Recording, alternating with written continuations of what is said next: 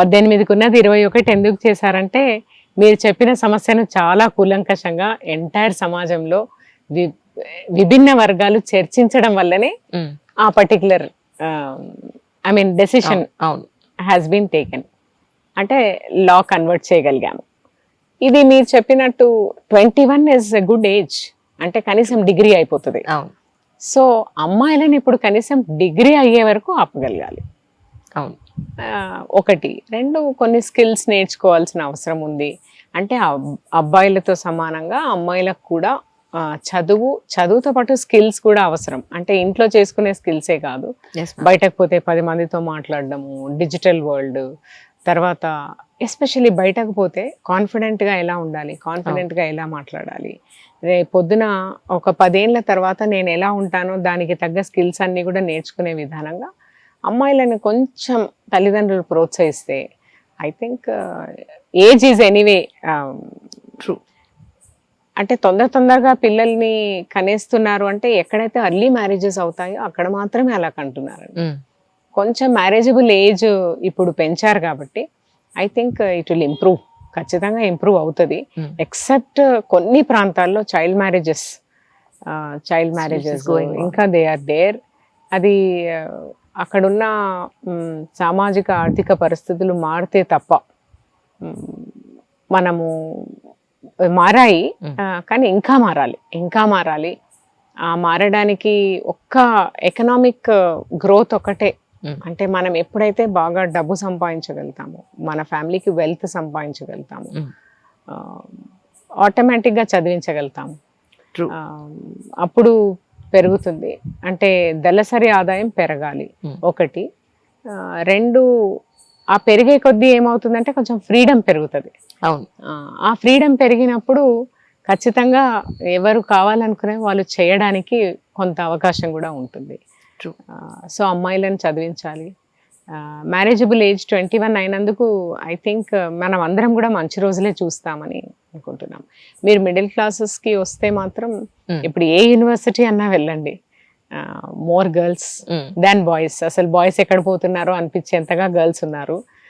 ఒకటి, ఎక్కడ చూసినా ఉత్తీర్ణత శాతం అమ్మాయిల్లో ఎక్కువ ఉంది. అంటే కసి, మేము ఏ రకంగా మార్చలేకపోతున్నాము, మేము చెప్తే వినటం లేదు, కాబట్టి ఖచ్చితంగా మేము ప్రయోజకులై చూపిస్తాము అన్న ఒక దృఢ సంకల్పము నాకు తెలిసి అమ్మాయిల్లో చాలా ఎక్కువగా కనిపిస్తుంది కూడా.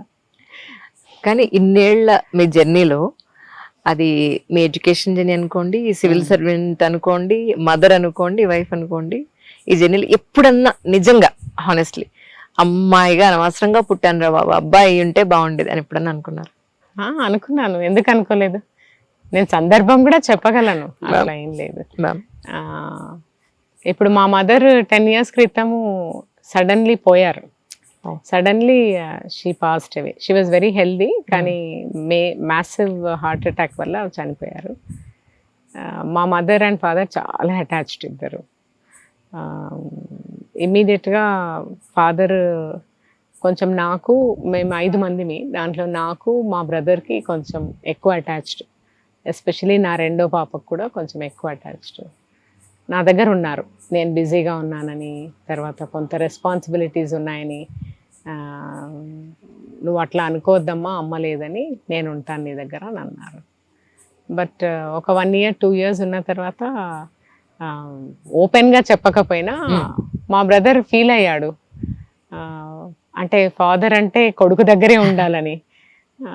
అంటే ఆ ఫీలింగ్ నాకు అర్థం అయ్యింది. అంటే అంటే రేపొద్దున ఊర్లో ఏమనుకుంటారు, లేదంటే మేం పెట్టుకోలేమా, ఎందుకు ఆ పొజెసివ్నెస్ అన్నది. అప్పుడు అరే నేను అబ్బాయిని అయి ఉంటే నేను అదే పనిగా నా ఇంట్లో వచ్చి కొన్ని రోజులు ఉండండి అని అడగాల్సిన అవసరం ఉండేది కాదు అని అన్న ఫీలింగ్ చాలా బాగా అనిపించింది. అదే మా మదర్ ఉన్న రోజులు అది తెలియలేదు, వాళ్ళిద్దరు ఉండేవాళ్ళు కాబట్టి. ఇంత స్ట్రాంగ్ పర్సన్ కూడా కళ్ళలో నీళ్ళు వచ్చాయండి.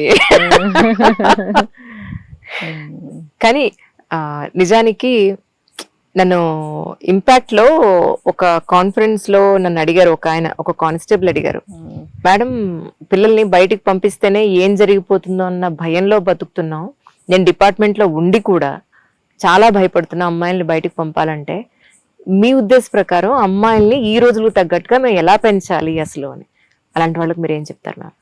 ఫస్ట్ క్లారిటీతో పెంచాలి. క్లారిటీ ఎప్పుడు వస్తుందంటే మనము కాన్ఫిడెన్స్ ఇవ్వాలి వాళ్ళకి. నువ్వు చేసింది, నువ్వు ఆలోచించే విధానము కరెక్ట్ అని మనము వాళ్ళు చేసే పనిని మనం ప్రోత్సహించిన తర్వాత వాళ్ళు చేసిన తర్వాత వాళ్ళకై వాళ్ళు క్లారిటీ లేనప్పుడు మన దగ్గరికి వస్తారు.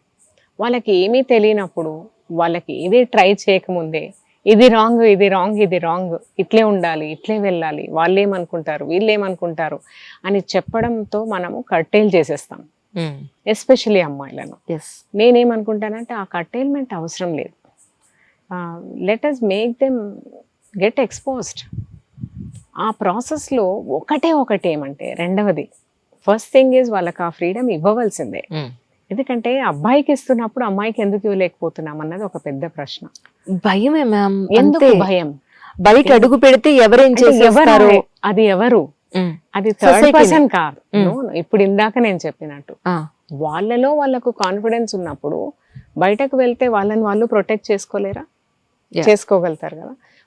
వాళ్ళగా కాన్ఫిడెన్స్, క్లారిటీ ఉన్న అమ్మాయిలు ఎంత మందిలో తిరిగినా ఇప్పుడు ఎంతో పెద్ద ఆర్టిస్ట్ ఉన్నారు, ఒక్కొక్కరుగా రాణించట్లేదా? అవును అవును. మరి వాళ్ళకు లేనిది సగటు అమ్మాయికి ఎందుకు రాదండి? వాళ్ళందరూ నార్మల్ లైఫ్ నుంచి వచ్చారు కదా.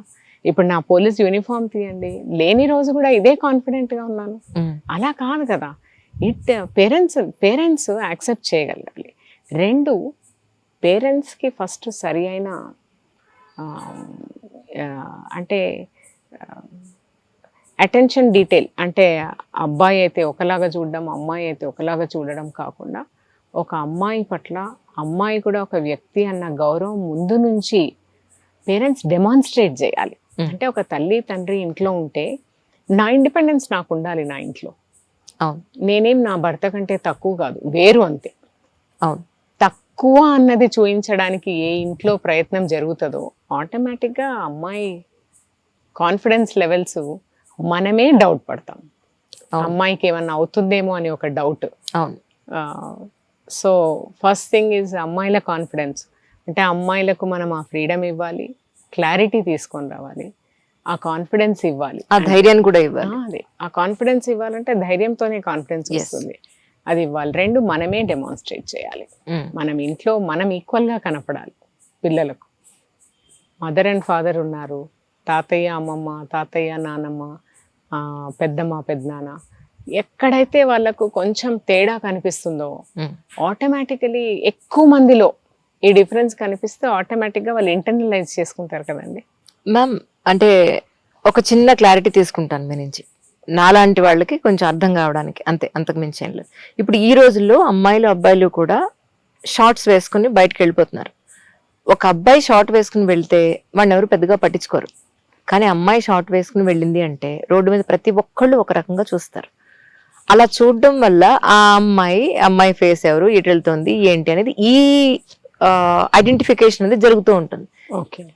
ఇలా జరగడం వల్ల ఆ పేరెంట్కో, ఆ అమ్మాయికో, ఆ తల్లికో ఒక ఇన్సెక్యూరిటీ, అమ్మో మా అమ్మాయిని ఇలా అనుకుంటున్నారు, ఇలా చూస్తున్నారని. సో సొసైటీ అలా చూడడం తప్పు కాదంటారా? లేదంటే అలా చూస్తుందేమో అని తల్లి టెన్షన్ పడడం జనరల్ పాయింట్ కాదంటారా? ఇప్పుడు అలా వేసుకెళ్ళడం కరెక్టా, వేసుకెళ్ళకపోవడం కరెక్టా? దీన్ని అంతని హోల్ పిక్చర్ మీరు ఎలా డీల్ చేస్తారు?